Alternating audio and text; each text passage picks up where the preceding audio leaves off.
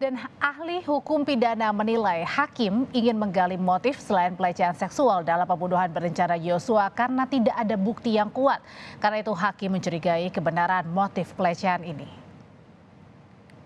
Ingin melihat sebenarnya ini murni nggak pelecehan seksual seperti yang diungkapkan oleh penasihat hukumnya, atau ada motif lain dibalik dari selain pelecehan seksual, tetapi diarahkan ke pelecehan seksual karena jelas pada saat itu bukti hanya mereka berdua dan tidak ada bukti yang lain. Kuat Ma'ruf bahkan Susi juga nggak mengatakan hal itu, begitu loh. Nah jadi kecurigaan daripada hakim untuk pelecehan seksual ini tinggi. Pertanyaan tentang ada tidaknya pelecehan seksual terhadap Putri Chandrawati, istri Sambo, masih digali hakim di persidangan. Kita bahas dari sisi gestur dan hukum pidana bersama Monica Kumalasari, pakar gestur dan mikroekspresi, dan ada Christine Susanti, pakar hukum pidana dari Universitas Pelita Harapan. Selamat petang, ibu-ibu. Halo, selamat petang, Mbak. Saya ke Bu Monica dulu. Bu Monica, gestur PC yang menangis, tertahan saat di sidang saat bercerita dan mengklaim ia dilecehkan Yosua, yang bisa dibaca Anda ini semakin menguatkan betul ada pelecehan di Magelang. Ya, jadi kalau pelecehan itu untuk hal-hal yang bersifat traumatis, ketika seseorang merasakan ya atau memiliki pengalaman yang traumatis, maka ekspresi-ekspresi juga akan muncul. Ya, pada saat diakses kembali untuk peristiwa tersebut, maka yang terlihat pada Ibu Putri ini tidak ada perubahan gestur ya, mulai dari awal sampai dengan selama persidangan ini ya. Artinya tidak melibatkan faktor-faktor emosi yang terlihat baik melalui mikroekspresi, melalui gestur dan bahkan melalui suaranya juga. Ya, Bukannya ada perubahan ketika menceritakan pelecehan itu? Ya, ketika menceritakan mengenai pelecehan seksual ya, nah detail mengenai pelecehan seksual itu adalah kalau memori ya, kalau tipe memori itu adalah yang disebut dengan episodic memory ya, tetapi yang diceritakan justru bukan mengenai detail episodiknya, tapi dia justru malah keluar dari episodiknya dan mengatakan bahwa hal tersebut adalah merupakan trauma. Dan ketika seseorang trauma itu tidak dalam kendali atau kontrol untuk mengatakan karena Anda tidak tahu bagaimana rasanya orang mengalami hal yang traumatik gitu ya. Jadi harusnya responnya adalah melalui bahasa nonverbal dan bukan melalui bahasa verbal seperti yang Putri sampaikan ya di persidangan. Apakah ini mengindikasikan dari Bu Monica lihat bahwa Putri ini ingin menggiring bahwa dia mengalami trauma itu, tapi bahkan tidak menceritakan apa sebenarnya detail yang terjadi di sana? Betul. Beliau tidak bisa menceritakan secara detail, bahkan ketika detail diceritakan maka emosinya juga akan keluar. Tetapi yang ada adalah justru keluar daripada detail tersebut dan hanya bersifat disassociate untuk menjelaskan bahwa seseorang yang trauma ya akan mengalami yang seperti ini. Malah beliau bukan menjadi korban ya dari kondisi itu, tetapi justru malah pihak eksternal yang menilai kondisi tersebut. Begitu. Oke, saya ke Bu Christine. Bu Christine, cerita tentang pelecehan seksual ini selalu tanda kutip dijual oleh Putri dan juga Sambo. Gimana caranya hakim bisa membuktikan padahal hakim sendiri ini meragukan kesaksian dari pelecehan ini? Ya, begini. Ketika kita bicara pelecehan seksual, ya. Nah, pelecehan seksual itu merupakan salah satu perbuatan pidana. Ya, tentunya ketika kita bicara perbuatan pidana, untuk hakim itu yakin apakah ada perbuatan pidana, tentunya kita harus meyakinkan dengan alat bukti. Ya, tempus lokusnya harus jelas, faktanya harus diungkap. Itulah kemudian kita mengumpulkan bukti-bukti. Nah, bukti apa yang disajikan? Ya, kalau itu pelecehan seksual, apalagi katanya perkosaan, ya tentu ya ada persetubuhan, ya ada air air sperma yang keluar, ya. Nah, itu dan juga ada visum ya untuk itu. Nah, ini bagaimana pelaporannya selama ini? Karena kita tahu juga laporan yang dibuat oleh Ibu PC kan juga ditolak ya gitu loh. Tapi kalau alasannya adalah kenapa tidak melakukan yang seperti tadi disebutkan itu, beberapa diantaranya karena malu, trauma, takut. Jadi kan ada tenggat waktu yang membuat hal itu tidak dilakukan oleh seorang korban. Ya, bagaimana kita bisa mendalilkan ada kasus perkosaan, ada tindak pidana perkosaan, kalau bukti kita tidak kita berikan? Itu nggak mungkin. Konstruksi hukum pidana menyatakan ada perbuatan yang melanggar hukum. Nah, perbuatan itu harus kita buktikan. Kalau tidak bisa kita buktikan, bagaimana kita bisa meyakinkan hakim? Jangan lupa, dalam hukum acara pidana, nah, saya mulai masuk ke hukum acara pidana. Hukum acara pidana berarti kita bicara pembuktian di persidangan, ya. Nah, banyak bukti yang kita munculkan. Gitu loh. Kalau ada bukti psikologi forensiknya dari si kuasa hukum ini? Bukti psikologi forensik itu kan salah satu alat bukti, ya. Sementara kita mengenal bukti yang keterangan saksi yang harus mendukung, gitu loh. Itu tidak bisa satu alat bukti dijadikan dasar untuk melaporkan atau memperkuat dalil bahwa terjadi peristiwa pidana, nggak bisa. Jadi bisa dibilang bahwa cerita jualannya untuk yang pelecehan seksual ini tidak bisa dibuktikan ya di persidangan. Makanya hakim mencari motif lainnya mungkin. Iya, dalam hal ini kan Ibu PC kan sebagai terdakwa ya dalam kasus pembunuhan berencana bersama dengan terdakwa yang lain. Nah, tentunya di sini ya kalau memang Ibu PC ingin mendalilkan ya atau mendalilkan bahwa dia menjadi korban, tentu dia harus membuktikan gitu loh. Tetapi yang harus kita garis bawahi di sini adalah kalaupun misalnya menjadi korban, ini kan kasus pembunuhan. Apakah dibenarkan Eigenrechtling main hakim sendiri di sini? Itu kan juga nanti akan menjadi pertanyaan yang menarik lagi kan gitu loh.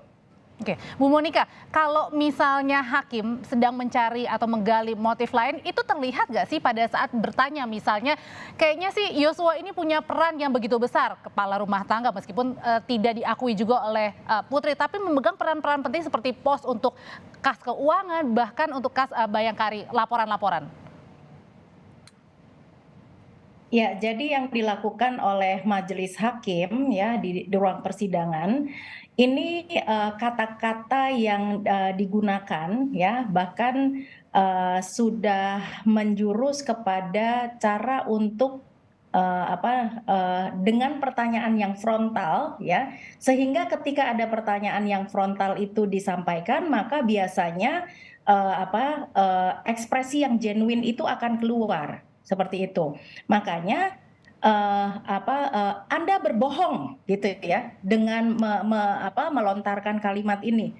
Maka ketika merespon terhadap statement tersebut ya, ini akan keluar nih ekspresi-ekspresi yang tidak diduga ya atau ekspresi yang disebut dengan detection apprehension, rasa takut kalau seseorang itu berbohong maka ekspresi ini akan muncul seperti itu ya. Okay. Nah, jadi saya melihat bahwa peran hakim di sini dengan strateginya itu bagus sekali gitu ya. Dan bahkan ketika hal yang dikomplainkan oleh Sambo bahwa seharusnya pada saat lie detector itu tidak ditanyakan mengenai pelecehan seksual gitu ya. Nah, ini adalah merupakan upaya dari penyidik karena memang kehandalan dari lie detector ini adalah terletak pada penyidik karena penyidik akan request kepada si operator dari lie detector ini. Tentang pertanyaan-pertanyaannya apa ya? Ya, nah makanya Sambo kan juga akhirnya malah komplain dengan kenapa harus ada pertanyaan titipan gitu ya karena pengguna jasanya memang adalah penyidik jadi sah-sah saja untuk memberikan yang disebut dengan catalytic question. Yang menarik dari hasil lie detector salah satunya adalah pada saat si jaksa nanya ke Bu Putri tahu nggak hasil dari pertanyaan kamu berselingkuh tidak dengan Yosua kan dikatakan berbohong ya artinya minus ya. Tapi pada saat di sidang Putri justru menjelaskan bahwa hubungannya sepertinya ini bukan hanya sekedar supir karena kan tadi memegang pos-pos peranan penting. Ini mengindikasikan kalau Putri dan Yosua ya, jadi memegang pos-pos penting itu belum berarti juga ada relasi romantisme di situ ya. Tetapi adalah hubungan antara orang kepercayaan ya dengan majikannya seperti itu. Jadi memang harus diklarifikasi lagi dalam hal ini juga ketika mengatakan apakah Anda memiliki hubungan yang istimewa gitu ya dengan Yosua. Maka kan bertanya lagi ya putrinya. Dalam hal ini ya sah-sah saja sih gitu. Tetapi adanya relasi hubungan yang sangat dekat sekali belum juga berarti bahwa itu merupakan satu romantisme. Bu Christine, kalau kasus pelecehan seksual ini kan sudah di SP3 ya sama polisi, tapi ceritanya ini kembali digaungkan pada saat di persidangan. Ada nggak sih cerita-cerita misalnya kasus-kasus lain sudah di SP3 tapi di sidang ternyata terbukti? Maksudnya kasus-kasus lain itu gimana? Selain di sini? Ya, begini. Perkara itu di SP3 kan tentu ada alasannya ya. Yang pertama itu tidak cukup bukti, ya, atau kemudian ada perdamaian antara korban dengan pelaku. Atau yang ketiga misalnya perkara itu di SP3 karena si terdakwanya sudah atau si pelakunya sudah meninggal. Nah itu SP3. Tapi kemudian kalau ceritanya dijual di pengadilan, bisakah itu? Ya sekarang perkara yang di kepolisian sendiri sudah dihentikan, ya. Nah sekarang peristiwa itu kemudian dibuat seolah-olah itu ada dan dibawa ke pengadilan. Ya kalau itu benar ada, inilah saya katakan tadi tugas dari kuasa hukum dari Ibu PC adalah untuk membuktikan bahwa memang yang didalilkan itu ada, terlepas dari itu hal yang sensitif dan segala macam. Ya karena begini ya, itu harus dibuktikan. Bagaimana kita bisa hakim bisa mengadili perkara, bisa menerima dalil kalau kita tidak membuktikan. Anda sudah lama bergelut di bidang hukum, tapi adakah cerita yang hampir-hampir sama mungkin ya pada saat di luar SP3 tapi kemudian di pengadilan, tapi kasus lain Bu Christine, itu kemudian ternyata bisa terbukti gitu, atau justru ini baru pertama kali nih ada seperti ini? Ya untuk perkara ini ya baru ini gitu loh.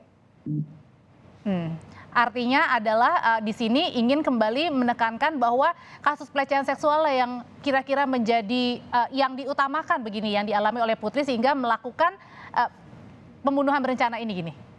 Ya seakan-akan kan pembunuhan berencana itu dilatar belakangin oleh motif bahwa si korban ini melakukan pelecehan seksual. Ya emosi dari pelaku kemudian memberikan perintah atau seperti apa sampai terjadi pembunuhan. Pidana itu kan bicara mens rea dan actus reus ya. Nah, mens rea itu adalah niat dari pelaku untuk melakukan. Kenapa? Motifnya apa? Actus reus adalah tindakan. Nah, ini harus ada bukti, harus ada benang merah yang jelas yang menghubungkan. Bu Monika, jadi kalau misalnya yang Anda lihat selama di persidangan kan ini untuk pertama kali ya Putri diberikan keleluasan untuk bersaksi banyak, bercerita banyak. Jadi kalau Anda melihatnya hanya dari ekspresi dan perkataan, betulkah ia dilecehkan atau korban pelecehan seksual?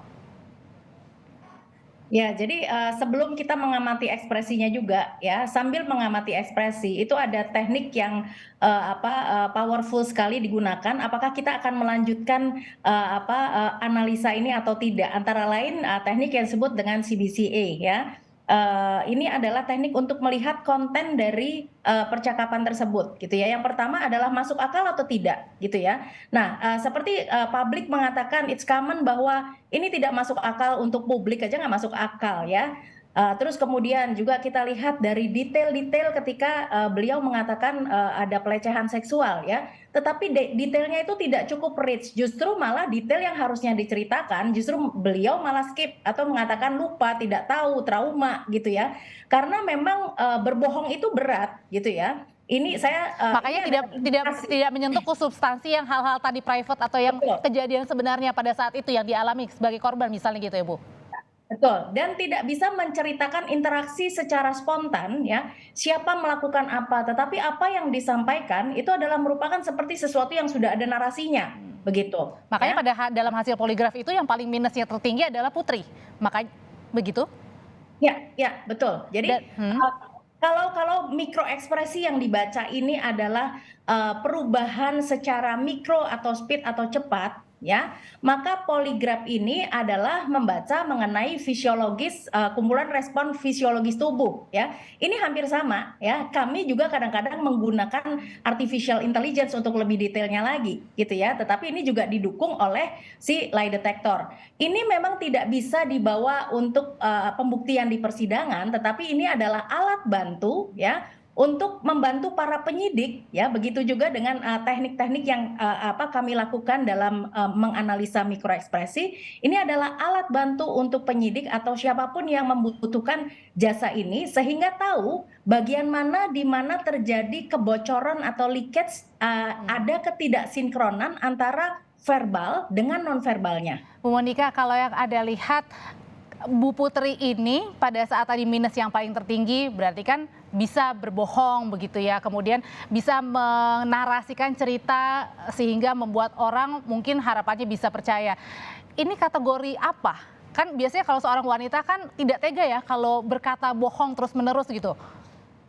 Nah, jadi kita lihat ya di angka 25 itu adalah kan ini merupakan ada beberapa pertanyaan gitu ya.